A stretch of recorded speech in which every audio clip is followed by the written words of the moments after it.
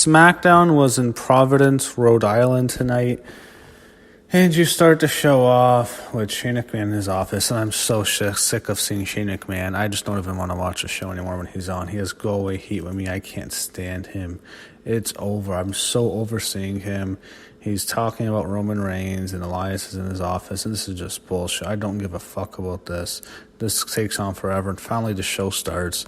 They welcome us to the show. So you have Xavier Woods and Kofi make their way out to the ring. It's New Day. And finally, Big E returns. He's not going to be it till 2021 or 22, as he likes to troll on Twitter. And people actually reported that because they're fucking idiots. The most notable wrestling journalist who reported on this was Billy Graham, who celebrated the fact he's not going to have to see Big E until 2 or 3 years, in 21 or 22. Unfortunately for him, Big E returned. So Big E's back, and they're in the ring, and they're all happy to be there. Big E says he misses his boys, and he's been killing it on Twitter. Xavier praises him because Big E tweets like crazy. Then Kevin Owens comes out, and it's funny, right? When Kevin Owens came out, Big E bit something to make fun of Kevin Owens because he's fat. And then Sami Zayn comes out too, because I hate this wildcard stuff. The brand split's dead. I like the brand split. At first, I thought it was a good idea because the rosters were so big, and I thought it gave more opportunities for guys to shine if they were separate on different brands. But it's overcrowded now because they're doing it on two shows, and the ratings went in the toilet. The brand split's dead.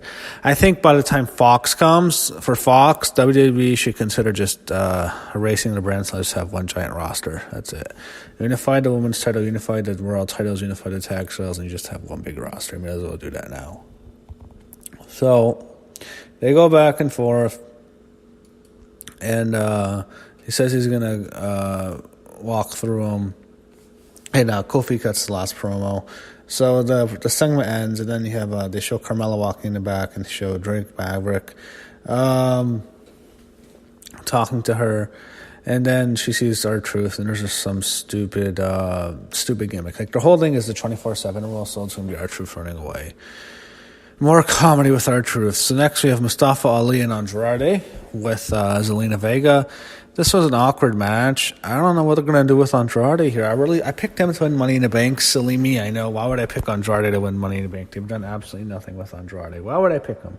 I thought they'd do something with him. He's a top Hispanic star. He has a great manager. She is beautiful. I thought they could be a good pairing, and they could be a top main event act. Unfortunately, it looks like he's just going to be a mid-carder. I don't think they're going to do much with him, as he lost to Mustafa Ali cleanly. It was a good match, but Ali wins cleanly. They show Carmella helping up Truth in the back. They're just hiding. It's just going to be goofy comedy with our Truth. So you have Carmella against Mandy Rose. And you have Mandy and Carmella wrestling, and you have all the wrestlers come in the ring. They go for him. They all try to go after Truth, and then him and Carmella run away. They're just going to do comedy. I don't know. I'd like to see someone wrestle in the Mississippi River. I want to see a goofy amusement park ride with children's rides. Them wrestling there, like through a Crash Holly. I missed that stuff. That stuff was really entertaining. The funniest thing was actually when the Al Snow, I think, got pinned by Holly in the Mississippi River. That was fucking hilarious. I don't know if we're going to get that. We just started. You can't go all the way right now, but hopefully we get more of that. That stuff is so entertaining. I missed the hardcore channel. That was some of my favorite stuff to watch. I love that stuff. Anyway, after that, they show Sami Zayn in the back as we go to commercial. The Elias is killing time waiting for Roman Reigns. He's in the back. Big E is holding his knee. They're setting everything up. So next you have Kofi Kingston against Sami Zayn, and this just annoyed the fuck out of me. They set up the match earlier in the show. Kofi Kingston wins. He hits a trouble in Paris. Kofi wins again. And all of a sudden Paul Heyman is out, but he does not have Brock Lesnar with him. And all of a sudden someone attacks Kofi Kingston from behind. It's Dolph Ziggler. This guy will never go away. We thought we got rid of him. We thought we didn't have to see him anymore. I thought he was gone. But Dolph Ziggler is here. He beats the shit out of Kofi, crushes him, knees him in the head, sends him into the announce table. puts a chair over his head as he threw him over the table, destroys Kofi Kingston. They have to bring in medical officials to bring out a stretcher. He annihilates Kofi. We're never going to get rid of Dolph Ziggler. He's never going to go away. He has a go-away hue in me. I don't want to see Dolph Ziggler wrestle anymore. He's past his peak. Why, with all these guys, do we still have to keep going back to this bum? It's over. Ziggler can go do his comedy act, can go wrestle in AEW or New Japan Pro Wrestling or Ring of Honor. I don't need to see him wrestle anymore in the WWE. He's past his peak. They say they're going to update Kofi as the night progresses. That's your Saudi Arabia match, Kofi and Dolph in Saudi. Maybe that's why Dolph's back. That's why he's back. They think Dolph Ziggler's a big star, this company. So they show Roman Reigns walking into the arena, and then we see Becky Lynch being interviewed by Kayla Braxton. Kayla interviews Becky from in the gorilla position right before she's about to go out. Fine interview. Becky says she's coming for Bayley and she still wants to get the SmackDown title back. So they're still going to play that up. I don't know what they're going to do with the two of them. But we have Lacey Evans and Charlotte Flair in the ring, and they're going up against Bayley and Becky Lynch. Bayley, SmackDown champ, and Becky, Raw champ. So this is a cool match. I was happy to see this. I don't know, Becky's going to be on both shows still, but she's on Raw. It was a pretty decent match. Went back and forth. You had Bayley pinning Charlotte with an inside cradle. So that tells me Charlotte's going to beat Bayley pretty soon. If they're going to have Bayley pinning Charlotte, that always sets up Charlotte getting her ball back. I almost feel like the only reason Bayley has a SmackDown Women's title is so she can just beef up Charlotte's record. Charlotte's at 9. She will get to 10 after she gets it from Bayley, inevitably. By the time... I don't know. She's gonna break Ric Flair's record, her father, but I don't know when. I don't think it's possible to get it after next year's WrestleMania. Maybe 2 years and 37. Maybe possibly 8 title reigns. I don't think you can win the title 8 times in a year. That's just ridiculous. She could. It wouldn't surprise me actually, but I don't know. I think that's a bit too much. But 8 title reigns from now till in 2 years, yeah, I can see that happening. I can see her breaking her father's record in 2 years, maybe 17 times, even though the real record's 22. They tried it with John Cena, but they're going to have her do that. They showed, so Bayley and Becky get the win and they celebrate. I guess they can set up a match. It'd be a cool match, Bayley and Becky. We've seen all the 4 horsewomen wrestle except those two. They've had a match at NXT, a couple of them. Becky won the first one, Bayley won the second one. But they've never had a program. Charlotte and Becky have wrestled 1 billion times. Charlotte and Bayley have wrestled a lot of times, actually. But I've never seen Bayley and Becky. So, I don't know.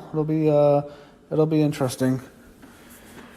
They show Jinder Mahal attacking R-Truth in the back, and all the jobbers, Curtis Axel, Bo Dallas, I don't give a shit. Dolph Ziggler's backstage. He's being interviewed by, I think it's Kayla again, or Kathy, I don't remember. I know of all the backstage interview ones, all of them are good. Charlie Caruso's good, Sarah Squeeber's good, Kayla Braxton good, and I think Kathy Kelly's actually might be the best one. She's really good if you've seen some of her stuff. She has a lot of stuff on interview.com, but I actually like the interviews. Just on commentary, they suck because they're robots, but the interview, some of the women are actually pretty decent at their job. I actually like them. All 4 of them, I think they're pretty good. So it's a long promo by Ziggler. He says he's going to be champion at Super Showdown. So that's what this is about. I don't care about Dolph Ziggler. I don't want to see Dolph Ziggler anymore. I have seen enough of him. So they have an Orange Triple H video package for Saudi Arabia. Who cares? Finally, main event's up next. Elias against Roman Reigns. So Shane McMahon's out there with Elias. You have a match that goes on for a while. This is kind of a match that they were going to have probably at Money in the Bank. But I think that match most likely got cut due to time. But they get time in this match. It's not too bad. I mean, the show was okay this week. It was pretty decent. The main event was okay. I think, again, they didn't probably... I don't think they hate Elias. People think, why are they squashing Elias? I think it was just time constraints. Just things get cut sometimes, and Roman had to win, and it ended up being a squash. And they had more important stuff on that show. But here, it's more of a competitive match. Roman gets the win, obviously. After the match, Shane McMahon tries to use the guitar on Roman. Roman hits him with the Superman punch. And all of a sudden, Drew McIntyre comes out, and he attacks Roman with the Claymore kick. I guess Reigns is going to have to face McIntyre again. And I guess before he beats Shane at the Saudi Arabia show, that's where they're headed, obviously. But SmackDown, I thought, was a better show than Raw this week. It's just, I don't know, there's just something about WWE that feels like it's really off. There's just something I can't get excited about watching wrestling. I can barely get through the shows. There's just something off about wrestling now. I don't know, I'm just really starting to lose interest. And I've had for a while. It's not, anything new. It's just this year, the last few months, with the ratings just going so bad. Like, just nothing seems interesting. It seems like creative is falling apart. Vince McMahon has driven people out of the company, like, at record in droves, really. I don't know. It's just something. I just can't get into the product anymore. I hope it can change, but, I am really, really down on WWE right now. And it wasn't like SmackDown was a bad show. There's just something really not going on well with the company. It just doesn't sit well with me, so hopefully they can change things, but yeah, I'm really down on them right now.